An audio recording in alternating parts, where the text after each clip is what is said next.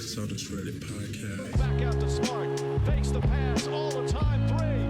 Bang! It's Williams screens. Lobs it up to Robert Williams. Should he know? Jaylen Brown. What a thunder! Tatum. Durant, the long reach. Tatum crossover, pull-up jumper. It's good. 50 points for Jayson Tatum. Hello and welcome everybody to another episode of the Celtics Reddit podcast, coming to you after an unfortunate game, I guess we'll call it. Barely.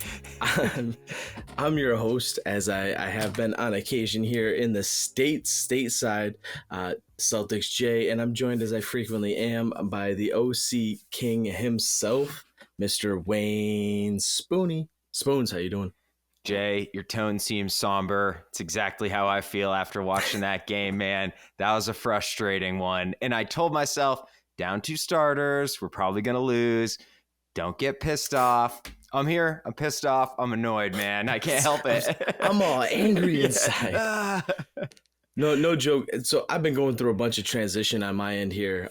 Just got settled up in this new space, been getting settled into this new job with a whole bunch of travel. So energy levels, like getting reacclimated to just the world in general. To normalcy. Yeah. Well, and then bouncing in and out of all these different states all Yeah. the time with all the different regulations and mandates and everything. It's just like, And time zones. yeah. So it's nice having the opportunity to be able to unplug and just and vibe with some Celtics. I had a couple of good games that I got to get caught up with just recently.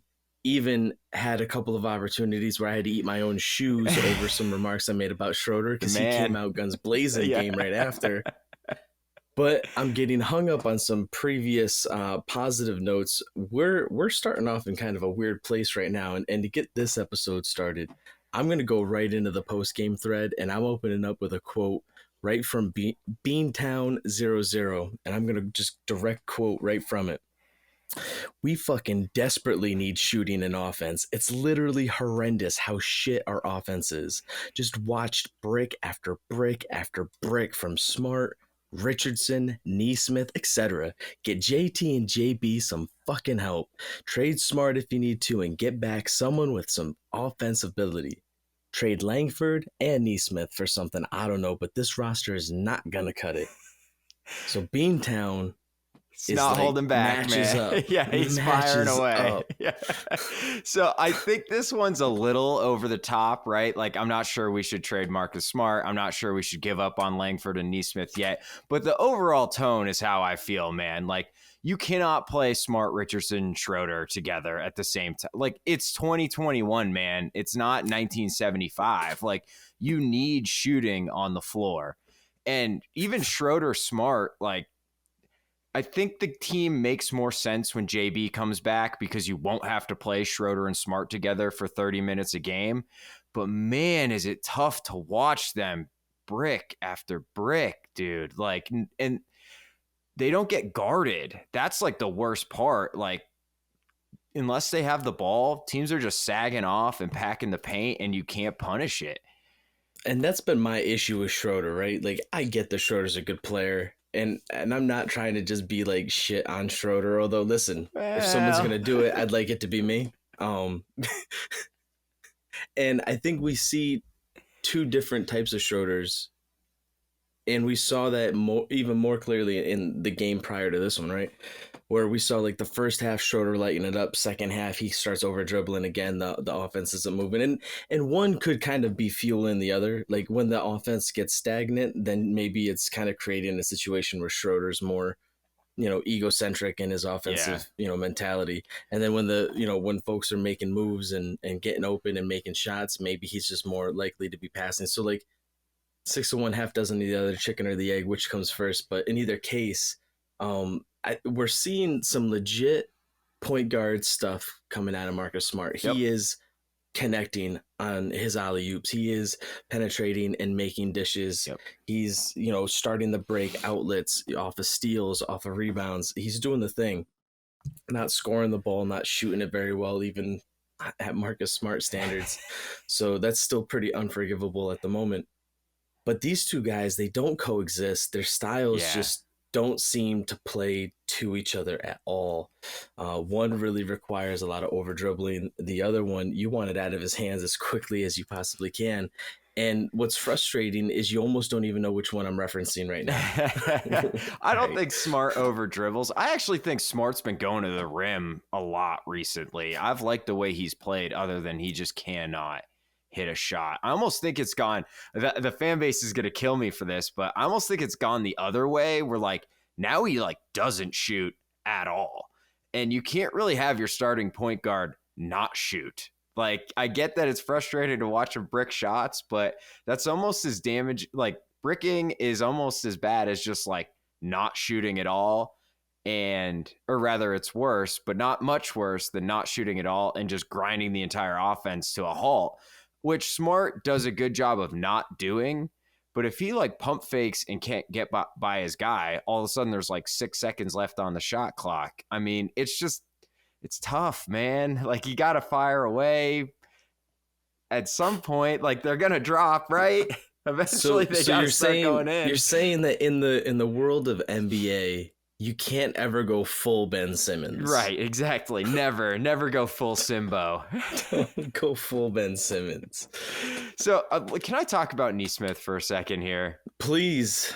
So I've been because someone has to, because he's not giving us a lot of reasons. Yeah, so I've been calling for Udoka to give him consistent minutes so he can get into a rhythm, because I think he's this rhythm confidence type player, and like he's getting minutes. Like, you got to start hitting some fucking shots now, man. Like, if you don't shoot, you are not an NBA player. Like, he's not bad enough at other stuff to where he's like damaging if his shot's on, but if his shot's not on, it's like, what are we doing here? He better start hitting some shots soon, man, or else those minutes are going to disappear. And then I don't know how the hell he gets back out on the floor. So it's been super frustrating to watch. I'm not giving up on him yet, because theoretically he solves a ton of our problems, and he just has not, man. Like, I feel like I'm watching my kid at like a youth soccer game, and every time he misses a shot, I'm like, no, just go in, please go in. But man, it's been tough, dude. And it's interesting, right? Because going through Summer League preseason, all the talk was about Nesmith, and it was kind of underwhelming what we had seen from Romeo to that point. And with the start of the regular season, it's kind of flipped. Yeah, definitely. And who we've seen more of, and who's sort of had more of an impact so far on the court. So yeah, I'm happy with Romeo. We knew early on that was going to be an interesting narrative to follow, especially with some of the veterans that did get brought onto the team. We're seeing plenty of minutes continue to go to Josh Richardson. Yeah. And I wasn't too angry with dude today. I thought he was attacking the basket pretty nice.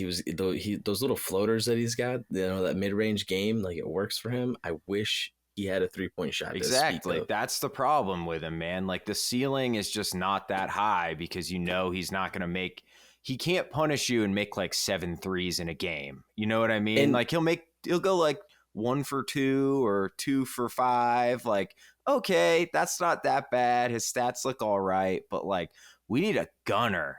We don't have a gunner out there, like Atlanta's got 10 of them. Like, everybody they pass it to can shoot threes with everyone they've drafted for the last 5 or 6 team years have been gunners. I think one of the understated issues that we're trying to navigate through right now, and hoping that it comes to an end, there's been plenty of talk had about the challenges, several of our players shooting the ball, but Tatum in particular.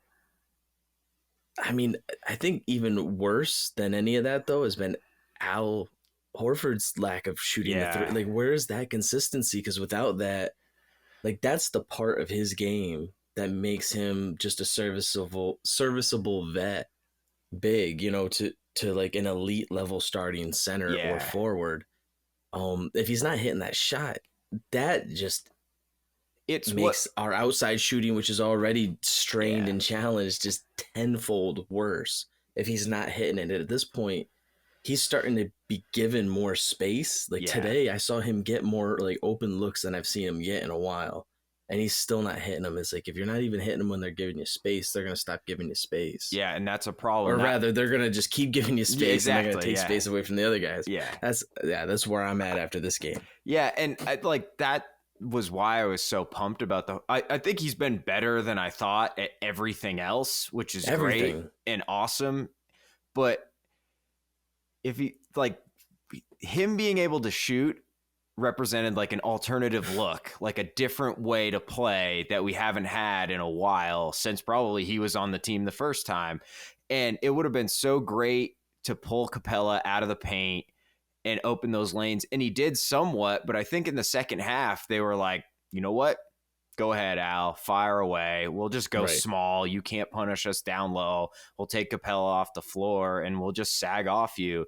And I think he made one, but I mean, his shot is just like, sometimes it's not even close, man. Like, it's been bad. It's not looking good. It's like contagious, dude. It's like a sickness. Yeah. Well, and like, it's hard to tell where Horford's issue is because he's got kind of an unorthodox form. Oh, definitely. He's got like that weird kind of like he's holding the ball when he's got it's not like just at rest. Yeah. I don't know how he does it necessarily.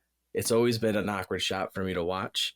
The mechanics just don't make sense to me, but it's always gone in, sweetly for him. So who am I to criticize and to judge? But this year it's looking rough. Going back to Nesmith for a second, because we've talked a little bit about Nesmith, and we've actually, you and I, in some of our conversations, have looked at some of his technique, form, and all that. What are you seeing, if anything, different right now that you think technically or to do with form is maybe interfering with his success right now? Or do you think it's just mental? It's just getting past that psychological hurdle of being in the real game and hitting those real shots? Yeah, I think he's got Gumby legs, but he always had Gumby legs. So I think he's just naturally streaky. And that's because, like we've talked about, his base isn't consistent. His feet are all over the place. Like, he dipped his right knee towards his left knee on 1-3 tonight. And I was like, oh, this doesn't have a chance of going in. And he banged back iron. He almost broke the rim. So, I mean, he's streaky, but you can kind of live with it because when he's confident and feeling good, he might go, he has the potential to go 5 of 8 in a game. He went 3 for 5 against Miami from 3. And you could tell he was confident and rising and fire. So I think it's, he's not confident right now. I do think he's in his head. And you combine that with the fact that he's already got kind of inconsistent form, man. And it's just ugly stuff. I've probably said ugly 15 times already. That's all right. That's how I feel. That's you gotta ring them up after games like this. Yeah. It pales in comparison to what's going up in the post game thread as we speak. So we're good. keep it classy. Keep it classy, everybody. Yeah. This is I think people are being a little overreactive to a tough loss. We were missing two of our best players. That matters. I know it's frustrating, but that absolutely, we've been talking about how good Rob is all year. He's been awesome. He's been great. Well, if he's not playing, suffice to say, we're probably going to be considerably worse. And we were. We missed him big time switching on to Trey. I think we had to trap because we didn't have Rob to switch out there against him. And, Trey didn't score a lot, but their entire offense was we'd try to trap him. He'd make a quick pass and then they'd get an open 3. Well, and let me transition right from there to another comment coming out of the post-game thread. And it's the top comment right now. And it's Scalucifer, which seems like an appropriate username. So shout out Scalucifer. Big Scal fan. just straight out saying, we just don't have enough talent. Anytime we miss 1 or 2 starters, we just instantly suck, even if Tatum has an amazing night. Stop calling Udoka out for 8 to 9 guy rotation when we have the worst bench in the league. Our team is undersized, can't shoot. We've got 6, maybe 7 players who can play consistent minutes in the NBA. The rest of the team should only play in garbage time. Not trying to, little edit at the bottom too, not trying to be a doomer or anything. Of course, but naturally, maybe we should just obviously accept that we are not that good. I guess we're just a 500 team. Weren't we 4-2 without Jaylen? A lot of feelings out there. Aren't we like 4-2 without Jaylen before tonight? Like, I mean, we need to relax. Yeah, but I think folks are feeling that stress too of the fact that like we're getting too used to saying that Jaylen's out, right?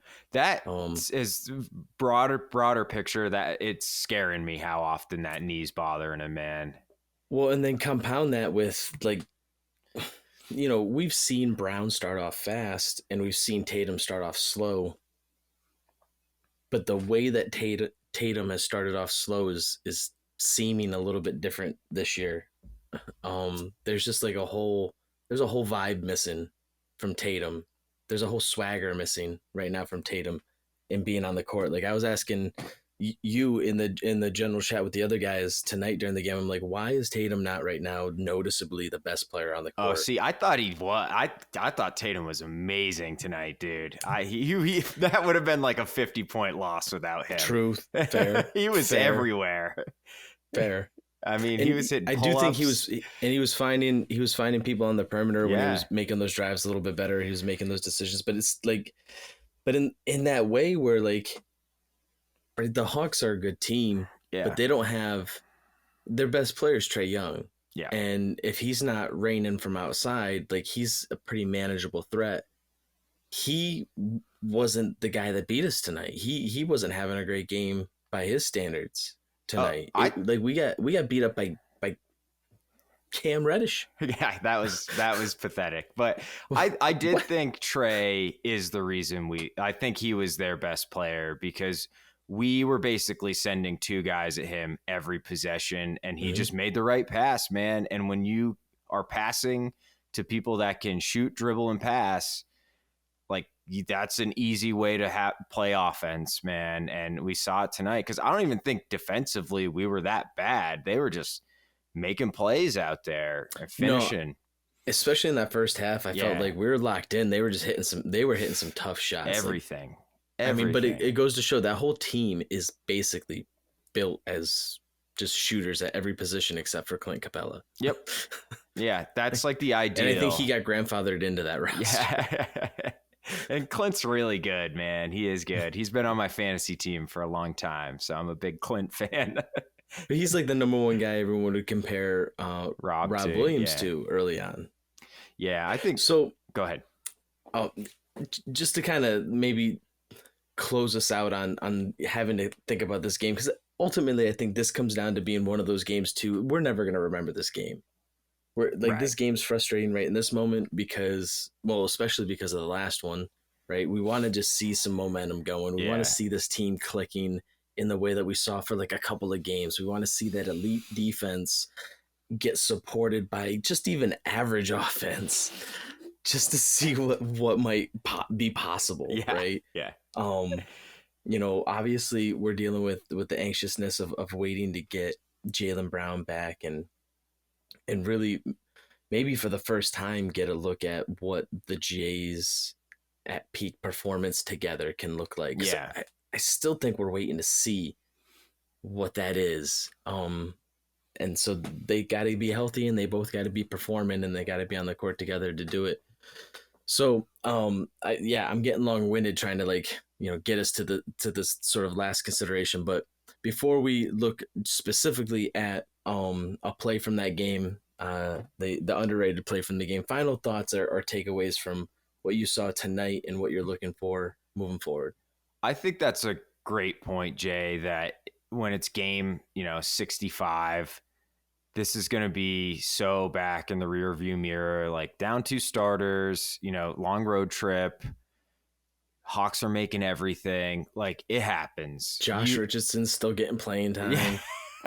Yeah. I'm a big time Jay Rich hater, but he's been solid recently. He has been solid. So I just think where's the full threads dedicated to criticizing Spoons and his hatred of Josh Richardson, everybody? Come on. I say a couple bad things about over dribble Schröder and everyone's lighting torches. I got Tice chasing me down the hallway, telling me to behave. Yeah, trying to ban you. No. I got Fongo sending me aggressive aggressive messages. Dude, yeah, I wouldn't fuck with Fongos, man. That dude's Listen, crazy, man. Listen, Bongos, you bring it. Bring that heat. I want all the smoke. I want all the smoke, kid. Yeah, I did it smart, Jay. I ripped into him before the preseason, before he had played a game for us. Nobody remembers. So I think that's a great point that like this will probably be meaningless. It will be meaningless in 40 games from now. And I hope Udoka is serious when he says like, now we got to fix the offense. Like, okay, I think my biggest takeaway, and I don't know if the numbers support this yet. The tracking data is not out yet, but it seemed like we ran way more pick and roll tonight and we were getting good looks, man. Like I really do think we were getting good looks. We just could not convert them for the life of us. So tough game, frustrating loss. I do think there's a lot of good to come out of this. And I think, you know, shout out Grant Williams. We haven't brought him up yet, but he had a really nice game, man. He's quietly having a good season. He's having a great season. Mm-hmm. And if this means Tatum's back, we're in good shape. We're going to be fine. I'm not quite there with you yet as far as feeling like Tatum's back. I'm just not feeling that energy, that vibe emanating from him yet. But I've been wrong before on my takes about players, like when I criticize over dribblers that then have 38 points in a key win, you know, just a couple nights later. So it is what it is. Keep hating, man. We need it. We need that energy. That's right. Sometimes I just need to take that Kendrick Perkins credit and be definitely. like, clearly they're listening and he responded the way you'd want, you know, the professional to respond. I know for a fact Schroeder's good on you, Schroeder. Schroeder's a big fan of the pod, so shout out Dennis. And Fongos must have heard something, got on the horn and said, listen, you can't let the Scottish Goomba be talking all this junk. So Spoons, I know you did some quick editing during the game. We got a play that we identified for our underrated play of the game. Let's why don't you take us through that? This is our underrated play of the game here. Perfect freeze frame right there. This is our guy, Grant Williams. That's our guy. Yeah. Tiptoes on the sideline, picks it up. Oh, there it is. There's Twinkle Toes. There he goes. little do-si-do. The best part's Herder complaining to the ref mid-play. Yeah, the best part is Herder just like arms up like, what the hell? How's he even in bounds? There's some kind of magic spell. I don't know. And the Scal mentioned it too, but I like if I was in Herder's position, I'd be like, that's out of bounds, obviously. But he did. He got back in. Where's the whistle? Yeah, he's established both feet. Super heads up play, primalistic, animalistic scream from Grant at the end too, which I love. Half expected him to spike it down. That was like when they catch that touchdown pass right on the sideline there. Yeah, Jerry Rice. Yeah, that man, he got up. That was ballerina style, Grant. My daughter's in ballet, so I know that struggle's real, Grant. You keep doing you, man. You're doing a great job. We have an awesome Schröder assist, Jay. I wanted you to take a look at too. I mean, this is just an absolute dime. I mean, you know, Jay talks about his over dribbling, but he does over dribble. This is, hold on, I gotta pull it up here. Schröder dribbling. All right, so like when Schröder gets the ball and he dribbles like past the 8 to 10 second mark in a shot clock, it's basically like that rule that you set for yourself, like no good conversation happens after 2 a.m. Well, no good play develops after Schröder's dribbled for 8 to 10 seconds. Like it's just, that's a rule. All right. Like, I'm not saying nothing good could ever happen, but I'm just saying, you know, as far as just like rules to follow, guidelines for success over time.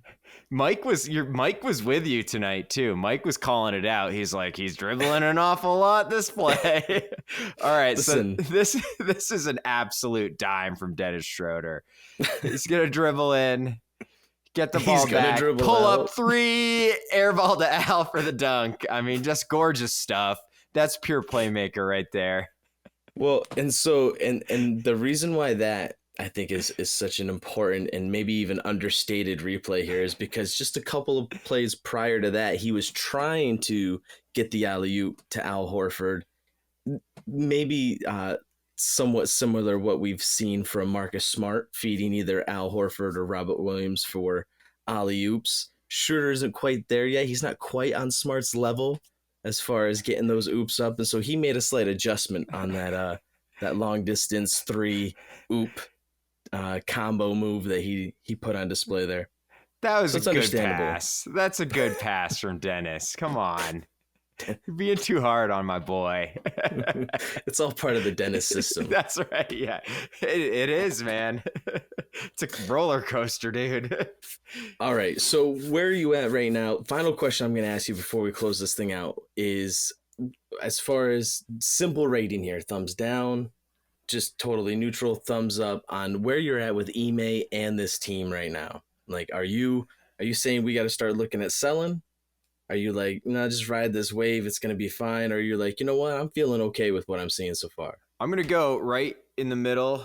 There we go. Man, I know. Come on. You got to be more exciting than all that. I just go get a shooter, Brad. Just go get a shooter. For the love of God, just trade for somebody, please. Just get the CH out, just an H. We just need an H.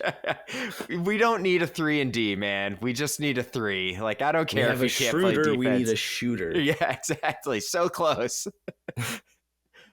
Dennis keeps shrooting this whole thing up. So any of my Office fans. How are you feeling, Jay? Where are you at? I'm fine. No, listen, I'm home. I'm about to pass out though. I'm exhausted. Yeah. Sorry, my cat's making an appearance. This is falling apart. Are you feeling good about this? The wheels have just fallen completely flat. Are you feeling good, man, or what? I'm feeling good. I know I know I'm negative about Schroeder, but that comes from a place of love too, even though all the hate's coming at me as a result of it. But even the criticism comes from a place of love. Listen, when we win, sometimes I'm still going to be harping and angry about something that I was seeing, because that's just the way I was raised and taught by my father and my grandfather before him, and I'm sure his father and grandfather before them. So that's just the way that'll be sometimes. But I feel really good because here's the thing. The way this team looks in this first couple of months is by no means going to be what it looks like the final couple months of the season. We kind of knew that going in. Yeah. That being said, we would have really liked to see a little bit more upfront excitement, right? A little bit more, potential blooming early on.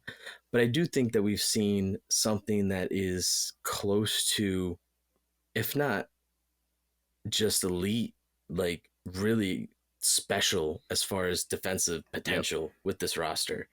Now we kind of know that going in, because it's just, it's in the way that we'd like it to be filled with shooters. It's filled with defenders, and that's just what it is right now. Yeah. I do like that if that's what we've got, that's what this team can do, and it can be successful doing it. So I'm feeling good about that. That makes me think that Ime has got his head on proper. Yeah, and the fact that he's looking at the offense now, I think we'll see over the next couple of weeks what that kind of means and what a real, Udoka offense is going to look like. If we don't see more off-ball movement, most especially with, at the very least, Tatum, I'm probably going to lose my mind. And then we'll see negative Celtics Jay come out a little bit. We got to see some off-ball movement, especially with my man Tatum. Otherwise, we're just asking him to do the hardest job in the world. And it's like, well, that's an overstatement or whatever, but on a court, right. Yeah. Having the entire focus around him with no real release valve for that attention.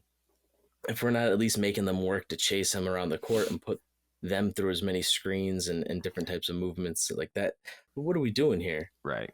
We're just like, we're winging it. We're hoping for the best. So I think this is going to be our chance. It makes sense to me that Udoka would really focus on locking in that defense early, knowing that that's going to have to be the thing that keeps the ship righted when things kind of get derailed later on, when shots aren't falling in more critical games. So I think we chalk this stuff up to learning lessons, hopefully, right? Moral wins.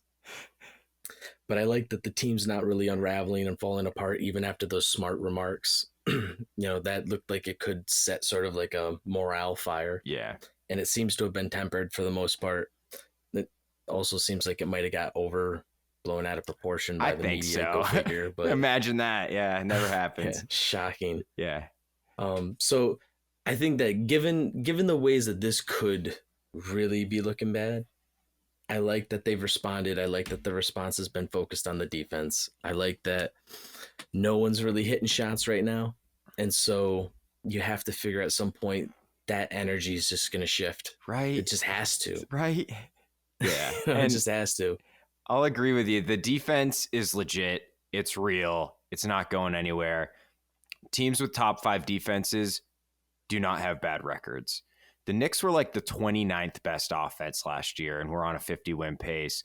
Philly was the 16th best offense last year and was the number 1 seed in the conference, right? So, like, your offense doesn't even have to be that good if the defense is what I think we have right now. So, yep. I'm with you. I think if I had to pick, I'd say I'm still feeling good about this season. I think we'll right the ship.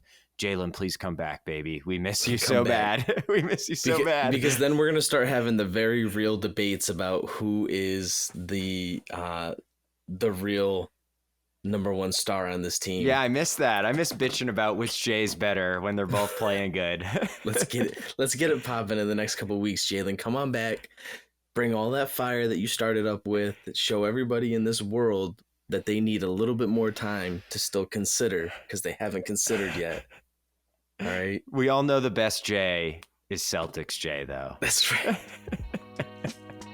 All right. And on that note, because we can't end any higher than that. All right. I want to thank everybody for joining us this evening. Mr. Spoons, thank you so much for having another post-game conversation with me. Always appreciate having you on. Looking forward to the next chance we get to chop it up. Anytime, Jay. It was, I don't know if fun's the right word, but it was cathartic. Nice talking to you as always, buddy. All right, man. Have a great evening. All right, everybody. We'll catch you next time. Peace.